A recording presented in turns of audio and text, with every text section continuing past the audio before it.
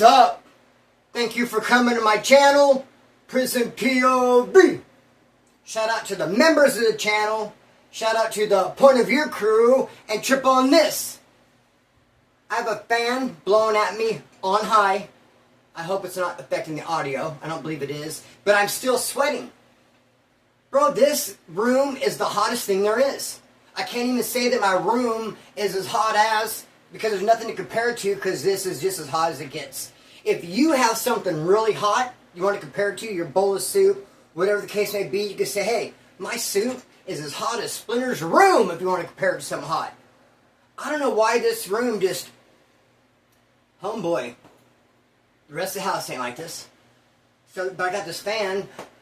That leads me to my next point. I almost got in a fight today at Circle K.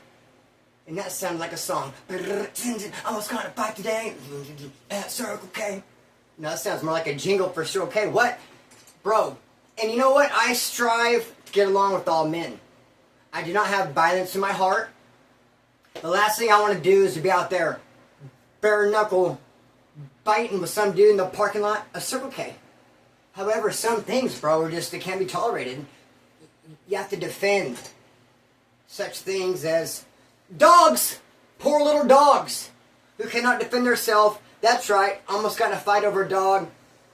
It would not be the first time, and bro, probably won't be the last. I love me some dogs. I love dogs. And I cannot tolerate see them being treated poorly. Poorly and unfairly at the same time. Fairly is what I meant to say. But I thought they're not going to understand if you say fairly, Splinter. Only you get that in your ADH head. Dude, I am dripping like a freaking, like if I'm actually like, it's not even me. I'm just like a plastic Splinter with like a hose up my arse, and I'm actually like a sprinkler. And the real Splinter's going to walk in and go, what do you think of my life size, look-alike Splinter sprinkler? Bro, I got to stop. Homie, I'm at Circle K, and this dude is walking his dog. It's a small little dog, and he's going faster than the dog can go. I mean, I'm sure you can get a picture of that in your head, what that would look like if you're walking a dog but you're going faster than it can go. I mean, what are you doing? You're dragging it at that point. So he's dragging this dog, but then it'll like get its footing, like try to keep up, and then be dragged. And I was like, hey! And he stopped, and I was like, you're dragging your dog.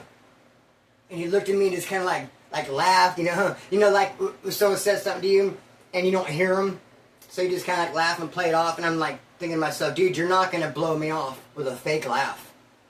Homie, I'm committed to this. I got a little closer. I got a little louder. You're dragging your dog. And he's like, no, my dog's cool, bro. And I was like, dude, dog's not cool. You're dragging it. I'm not here trying to talk shit. I'm here trying to help you.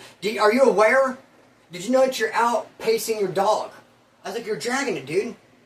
Because he tried to like get all crazy just because he was reacting to my loud voice. He wouldn't even listen to what I had to say. He's probably been abused and stepped on and pushed around so much in life that any form of aggression, he acts aggressively too.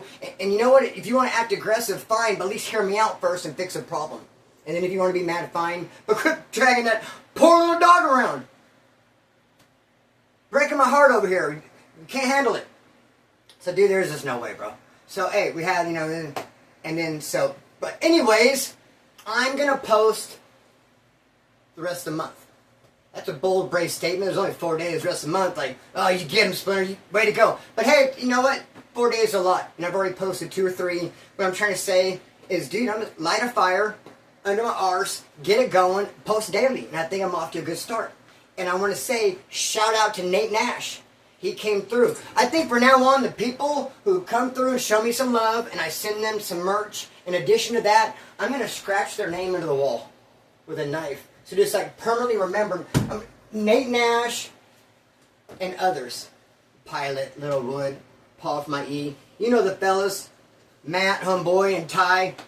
A lot of people on the Point of View crew look out. A lot of people deserve their names scratched into the wall. Now, Homeboy, we're going to talk about the garage incident. It's a classic. An instant classic. Might be a little bit on the short side.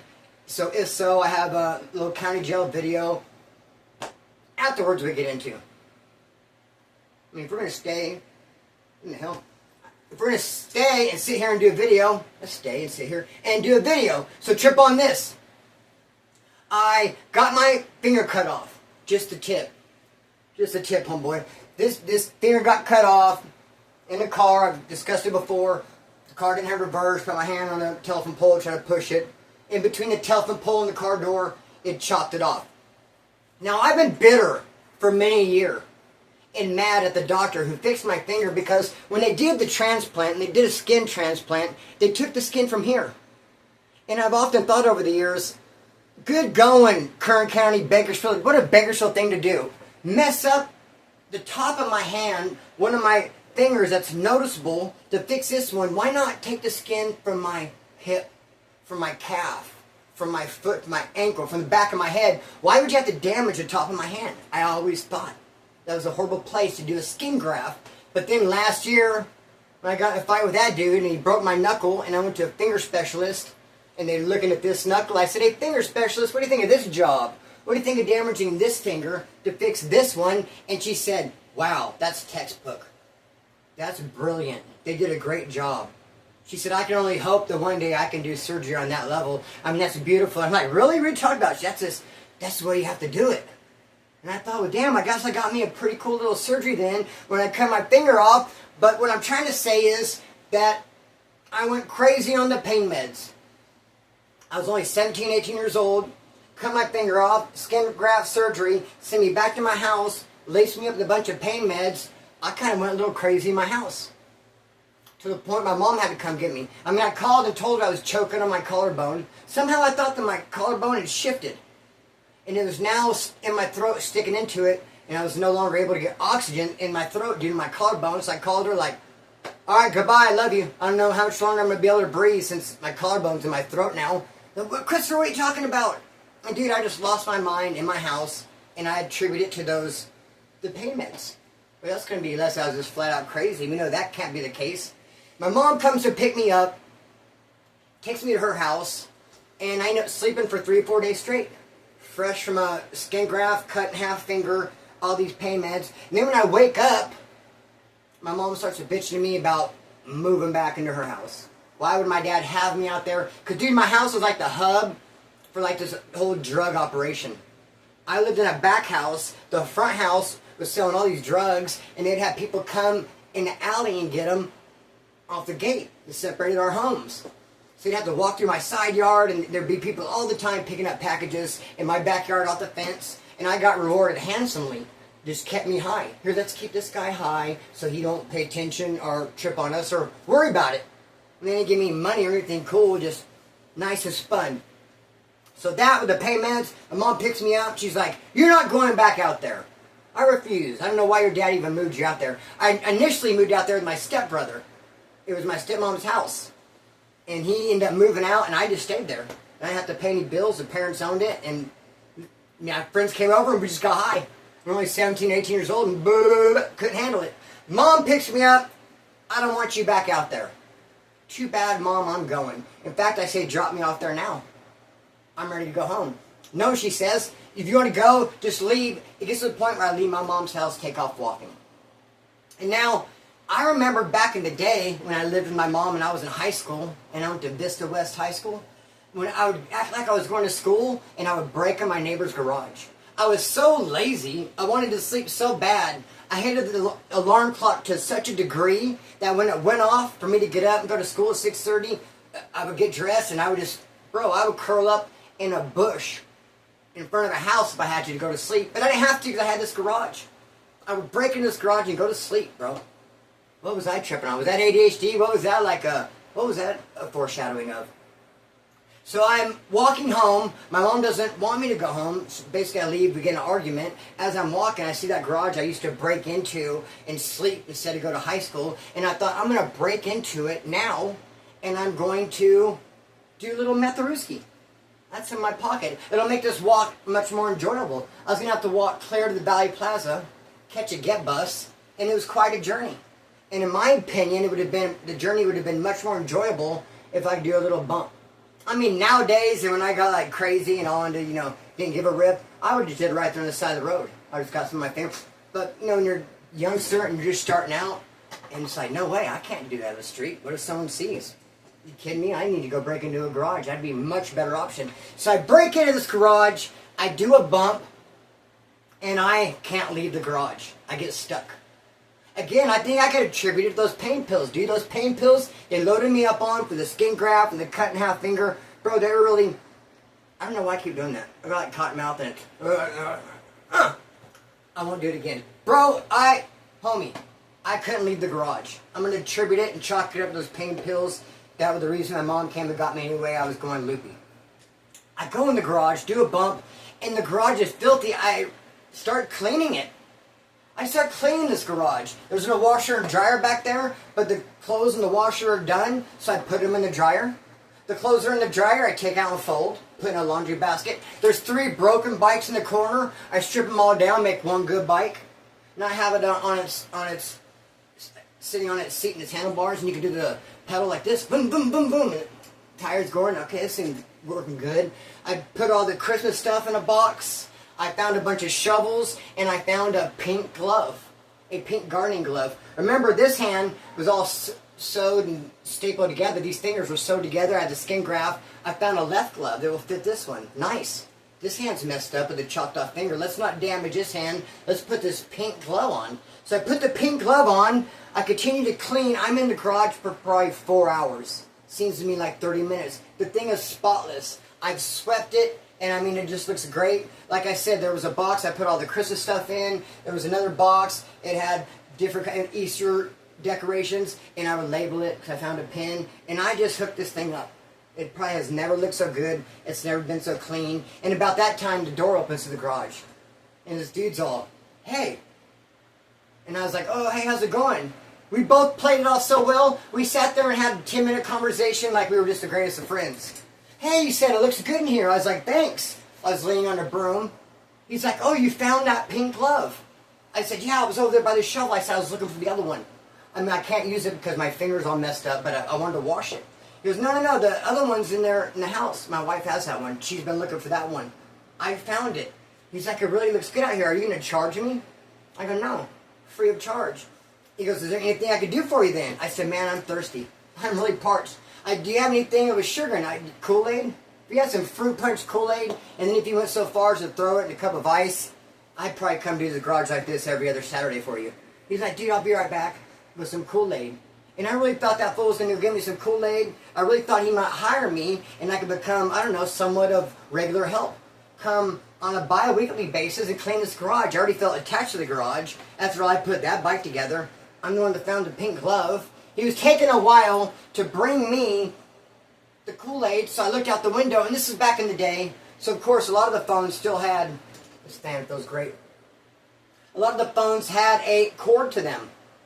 And he had a phone with a cord, and he had that bad boy stretched so far, it looked like it was going to rip. And he was standing out his back door, staring at the garage. I saw him, and, bro, I broke. Of course I did. And I remember I just ended up running in a big old circle. I ran this way, and no, they're going to catch me if I go there. And I went up and back down. Oh, why am I going back towards this house? I go this way. Oh, back around it through the alley. I just like running in circles for a while. Ended up on a bus. Ended up in my house. And bro, that is basically in a nutshell the garage incident. And it happened years ago, and I used to tell that story all the time in prison. I told it a time or two on this channel. I apologize for rehashing. At this point, bro, it's getting to the point I can't remember what I've told or I haven't told. But let me just kick this story off. A county jail story.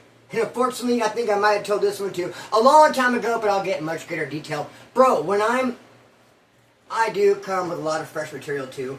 You know that to be true. But we're just going to kick off some classics to wind down the end of the month, homeboy. So trip on this. I am at MaxMe.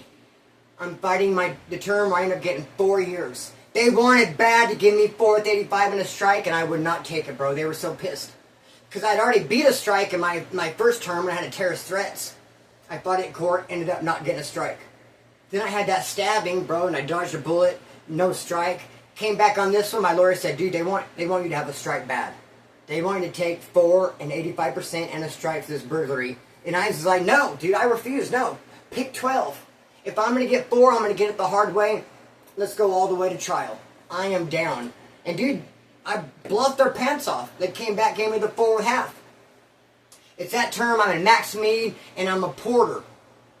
And how MaxMe is set up when you first go in, it's a 12-man dorm, but they only had 8 of us in there. Because they're reporters, they want to give us plenty of space. They want to crowd us out. You don't want 12 dudes in a 12-man dorm, homeboy. Crowded as all get out. Only 8 of us in there, not too bad. So 8 dudes in a 12-man dorm, and then 4-man cell, 4-man cell, 4-man cell, 4-man cell. There's 2 tiers like that. This one, and then this one over here. Hold up real quick. Let me back it all the way up a little tiny bit. And just say that before I got to MaxMe, I was in pre-trial. And I had a cellie with me, the Southsider from Compton. And they came down from LA, and what they did is they just started running in all these stores, and they would just take the cash registers and yank them out of the wall, and then just take off running. And they did like 5 or 6 of them. They gave him a title, the Cash Register Bandits. It's him and his homies from Compton down here in Bakersfield letting her rip. Done 8, 9, 10 of these stores. They just run in and grab the cash register. Well, the last one they did, the one they get caught at, they tried catching them. The cops are on them. The civilians are on them. They try to get away, and he throws a cash register, and it ends up hitting a kid. But not bad. Don't hurt him. It hits the ground first and rolls into the kid. Really no harm, no foul. Kid doesn't even have to go to the hospital. It's nothing, but it is a charge. And they put that charge on there to fuck with them, bro, because that's a bad charge to have. They're hurting a kid in the commission of crime, nailing some, little 3 or 4-year-old walking around, nailing them with the cash registers. They're walking around. So he's going to court, and he's heavy. He's overweight. He's sloppy. And I just told him, dude, you need to start doing burpees, homeboy. I got him working out. I started putting him up on prison. And I said, dude, you are not going to take that endangering child charge. I don't care. Because they were coming at him like he had like 7 burglaries. They're like, we'll give you 1 burglary and 1 endangering child, 2 years, 80% in the strike. I said, dude, no. If you have to take 10 years for all 7 burglaries with no child endangerment charge, you take that. You tell them to take that child endangerment charge and pound it. You refuse to take it because it's going to, dude, you're going to get got as soon as you get to the pen. With a charge like that, bro. No bueno, dude. A felony, bro, it would have been all bad. So he took my advice. He was doing burpees every day. He started getting healthy, and he wrote it out. And he said, no, I will not take that. But I left before he did because they sent me over to MaxMe. And you know what's crazy, bro? You know who moved in my cell when I moved over there to MaxMe? An Aryan Brotherhood member, Bobby Ray from Bakersfield, moved into my cell. That means if that Southsider from Compton had been the one to go to MaxMe instead of me, then Bobby Ray would have moved in, and I would have got to cell with him, and that would have been fantastic to be celled up with a big homeboy. What honor. They moved me over to MaxMe. I get in there right away, porter shot. Get the luck of the draw, land into a dorm, a barracks that's porter, that I'm just already a porter. A lot of times you have to sign up for that. You have to fight for the front of the line. You have to put your bid in. You have to I want to be a porter. Dude, those jobs are few and far between. Everybody wants them because you get your grub on and you get to move around. Homeboy, but I just fell right into a porter dorm. Now I'm a porter. Awesome sauce. Working there a while. Now one morning I'm handing out milks. And there's this female guard, bro. She's 67 years old, old lady, and she is a biatch. She is a troll. She is a witch. She's far meaner than any convict on that tier. She is just a cold piece of work. Treated us like trash, and she was bitter. She had hate in her heart, and bro, what's in your heart comes out your mouth, and she didn't hide nothing. She had hate, and she was mean. And one day, I'm going to go on and on. She was mean. She had hate. We get it, Splinter. Judgmental guy, you. Homeboy, one day I'm passing out milk for this mean, crazy lady. Every day. Passing out milks is my job. But one of the milks had a hole in it. And it was leaking everywhere. In fact, the milk jug was empty at this point. I mean, when I first got the thing of milks, it was half full, leaking all over the place. I kept having to push it out of my way to get a full milk. And it was just in my way, and it was just leaking, and it was just... So fine, and I kept wanting to get rid of it. As we walked down the tier, distributing breakfast, I kept thinking, dude, this milk thing is like a thorn in my side. It's causing me anxiety, it's stress, it's leaking everywhere. Where can I put it? It's in the way. I mean, I can't hand it to anybody. It's trash. It's refuse at this point. What can I do with this stupid, empty, freaking, dirty milk jug? So finally, I grab it and just throw it on the tier. Reasoning within myself, hey, we'll come by and sweep it up later. Someone will get to it later. Dude, when I threw it, that lady, she freaking nut rolled. That female correctional guard flipped the physic out, dude, when I threw that milk jug. She lost it. She went apeshit. She tore into me. How dare I? What did I think I was doing? Why would I do that? You're going back to pre-trial. Pre-trial, you're locked down. You're locked down. You only get out 4 hours a day. What's the math on that? Locked down 20 hours a day. You get out 4. Rolling lockouts, it's no fun at all. You're slammed down. You'd be lucky to get a book. It just sucks arse to be over there in D-Pod in the rolling lockouts. Over here in this porter dorm's much better, and she knew it.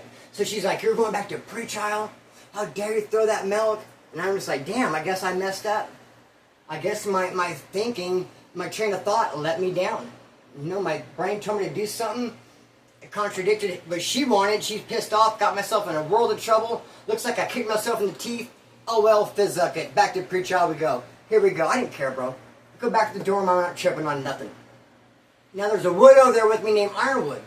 Looks a lot like me. Tattoos, white dude, shaved head.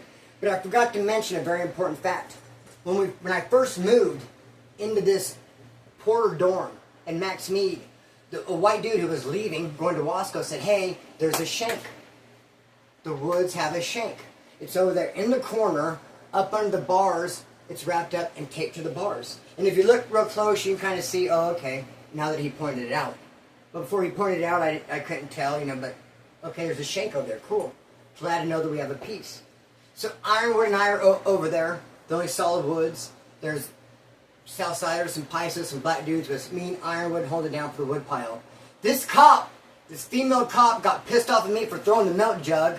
In the process of punishing me and moving me over to pre-trial, instead moves Ironwood.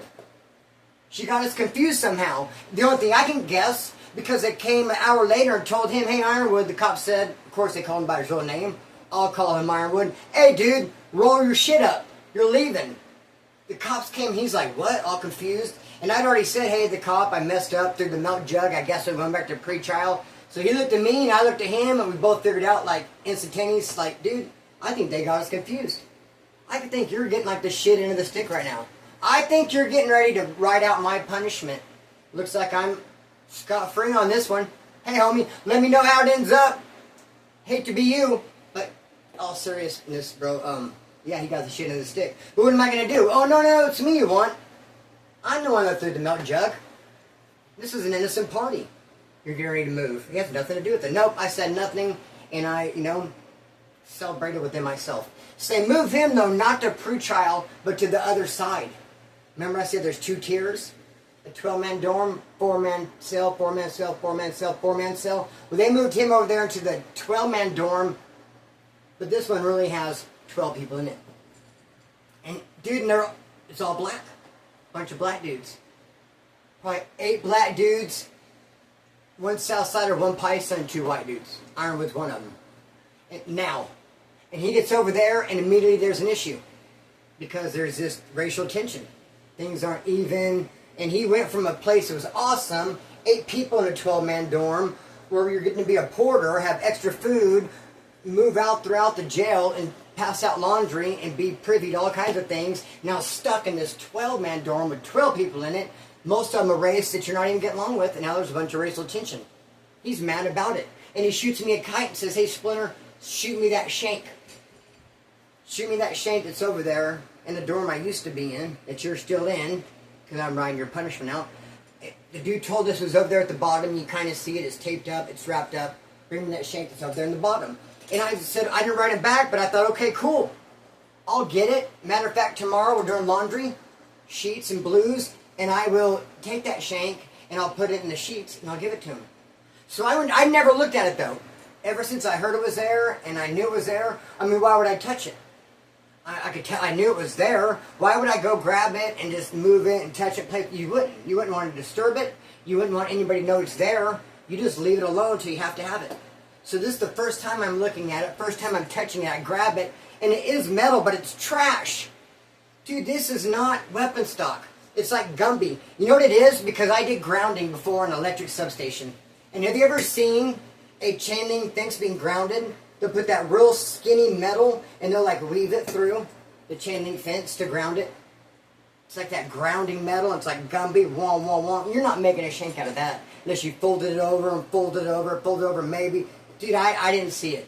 I looked like it was way more trouble than it was worth. Spit it out, Splinter! Hey, way more trouble than it was worth. I left it there. And the next day, I went to do laundry, and I went to the other side, and I saw Ironwood and how miserable he was, and I could feel all the racial tension. I'm surprised they haven't already kicked off some sort of riot. And I got close to him to hand him his sheets, and I said, dude, he goes, did you bring it? Did you bring it? I said, no. I said, dude, it's trash. He's like, send it over here. I go, bro, it's trash, dude. You don't want it, trust me. He's like, man. He just thought I wanted to keep it for myself. He thought maybe I was too scared to send it over there. He was pissed. He was mad. I shot him a kite, said, dude, this thing is trash. It's not worth my time. It's not worth your time. You can't do nothing with it. Even if you threw it at him, it would just make him mad. It's chewing gum. It's trash. There's no way I'm going to bring it. It's not weapon stock. We've been lied to. The lie stops here. I'm going to have to go and stop the lie right here and say, you know what, bro, there is no shank. We actually have no shank. There's actually no weapon to give you. You're on your own with your two fists and your razor blades to get it popping. And so with that being said, I'm going to say thank you for viewing. If you come this far, you got all my love. You must be Point of View crew. And I love you. I'm going to cut the string and let it fly. Peace.